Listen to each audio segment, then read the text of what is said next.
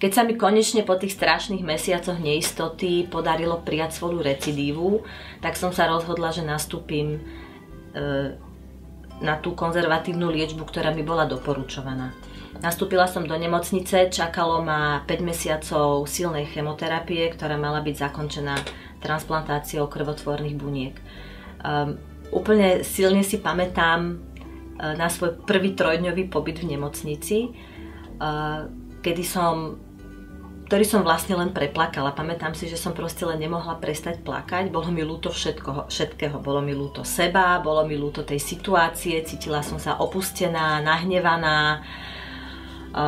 Bolo to hrozné.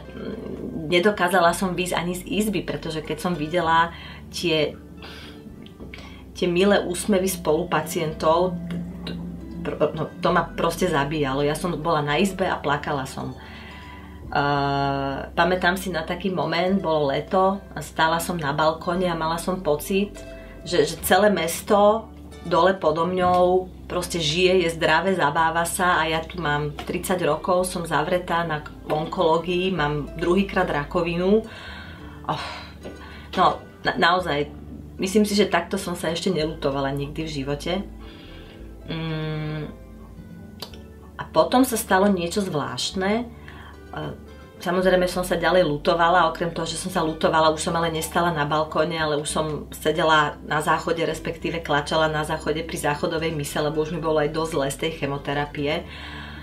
A vtedy, v tejto úplne takej zlej situácii som zrazu pocítila niečo, čo ma strašne prekvapilo, lebo ako som tam tak klačala na tej studenej dláške a ľutovala som sa, zrazu som pocítila niečo také, ako keby, aj keď to znie paradoxne s tou situáciou, ale niečo ako keby taký zvláštny pocit, že žijem. Že toto je môj život. Také zvláštne uvedomenie si vlastnej existencie, ktoré ma prekvapil.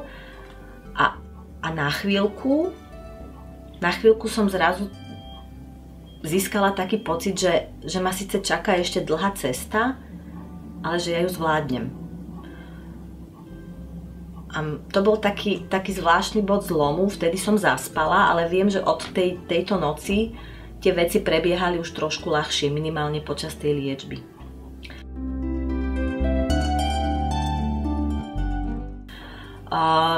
Nakoniec celých 5 mesiacov liečby, keď sa mi podarilo tú chorobu prijať,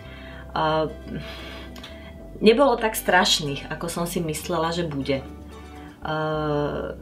Mala som dobré dni, mala som zlé dni, ale vzhľadom na to, že som si naozaj úprimne nevedela predstaviť, že budem ešte niekedy zdravá, alebo tá cesta k tomu bola proste tak dlhá, že som si to naozaj tentokrát nevedela predstaviť,